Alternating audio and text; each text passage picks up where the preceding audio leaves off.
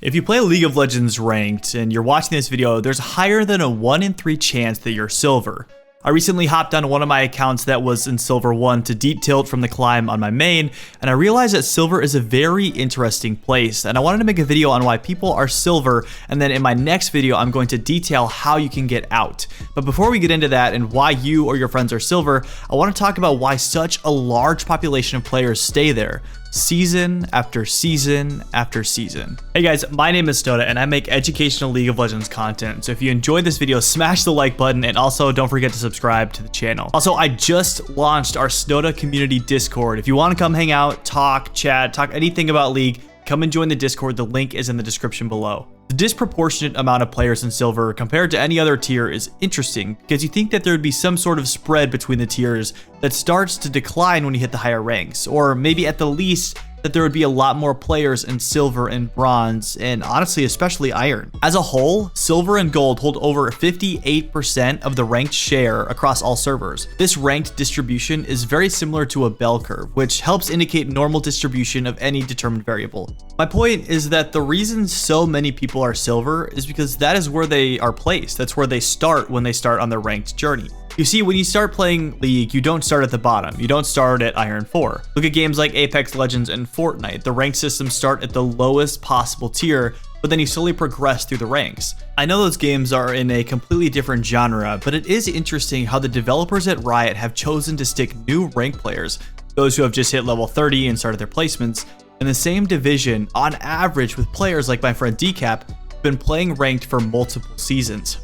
Quite frankly, the reason why so many players are in Silver is because that's just where they started, and they never went anywhere after that. This isn't any new information, but for those of you watching this video, I hope it adds insight on how to actually climb out of this zoo of a tier. There might be some of you who at this point in the video are even more frustrated with your rank and think that the reason you are in Silver is because your team holds you back or you get a lot of trolls and AFKs. But know that whatever your excuse is, that statistically there's a higher chance that there is a troll or AFK on the enemy team because you are the common denominator on every single one of your teams. So if you play your best, you never give up, and never leave a game out of rage or of anger, then you will have statistics on your side. So now that we got all the blaming of your team out of your way, let's talk about why you are Silver. The first reason you're Silver is that you just don't play enough game. I think I mentioned this in my 9 mistakes video, so I apologize if I sound like a broken record, but it's just so true. I have people that comment on my videos and hop into Twitch chat and ask how to get out of a certain elo or carry on a certain champion,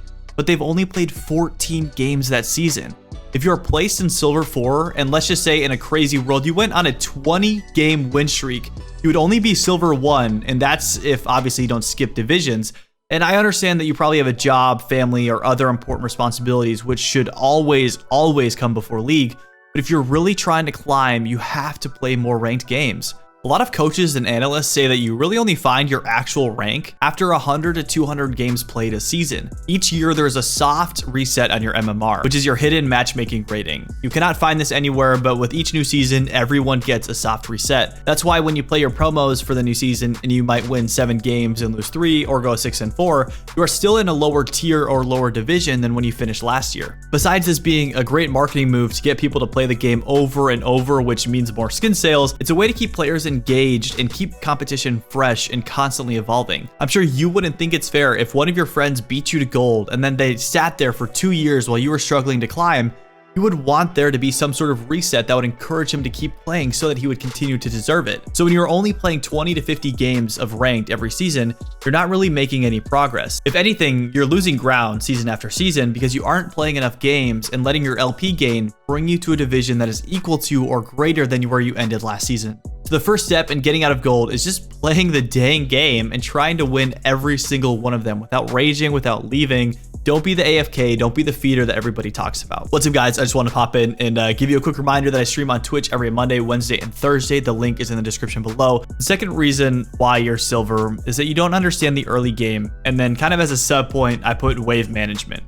In high elo, dying early in a lot of cases can mean you will lose the game. This is because players at that level understand how to create a lead and keep pressuring their opponent until they take the Nexus. Now, the early game is equally as important in low elo, but for a couple of different reasons.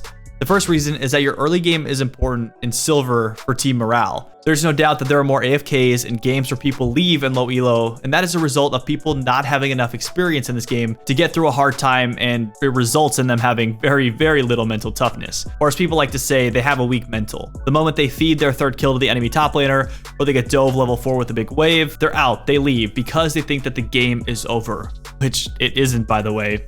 Like, not even at all. You guys probably don't see it, but anybody above a decent rank laughs at how many times Silver players throw their lead. It's like they're at football practice. They just get a lead and pass it to the other team, and then they keep passing it back and forth for like 40 minutes, and then one team randomly wins a team fight, and then they end up winning the game. The amount of times that I've seen my bot lane give 5 kills to the enemy Caitlyn, and then that enemy Caitlyn turns around and runs mid and dies to me with 1,000 gold of shutdown is just way too many to count. People toss their leads like there's no tomorrow. Riot understands that there is an oppressive feeling when you can't get back into the game. It's one of the reasons that they added this bounty system, to give you an opportunity to capitalize on your enemy's mistakes. So don't think that you are out of a game even if your team falls behind early. Odds are very high that the enemy team will hard throw their lead, especially in Silver. Unfortunately, your other Silver teammates are probably not watching this and might leave if you or they get behind. So to keep team morale up, it's important to get a lead early. It doesn't mean you have to go with 3-0 on Fizz. If you do, that's great, but there are very subtle ways to gain a lead that can ultimately win you the game. Let's look at one of my games when I was playing on that account. Take one of my Victor games, for example. What happened early in the game was that I was facing a Pantheon mid, and it sucked. I got killed early, solo killed, I got behind, but what I want you to see is what happened. He proceeded to roam like a bajillion times before we finally took his tower. During that time, he never shoved the wave. I got such a big gold and experience lead just because I was managing the wave well.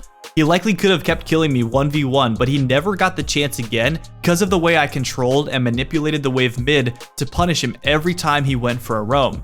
And just so you know, his roams were super successful. He kept getting double kills on my bot lane. He was just getting a lot of kills, but what these roams are is they're essentially 50-50s. And these roams and his luck eventually ran out, and he had a death or two that pretty much lost him the game. During this time, I gathered a crazy big gold, experience, and pressure lead just because I was managing my lane and my waves better than he was. There's a lot of theory and wave manipulation videos on YouTube, so I highly recommend you go watch them because I don't have any on my channel and I don't have enough time in this video. Heck, I'll probably just link some in the description so you can go learn after you finish watching this video. To finish off the second reason and kind of sum it all up is you should try to learn how to manage your lane well so you can gain a lead for yourself and snowball it into a win. And while you do that, you need to be very careful not to throw your lead away to the other team.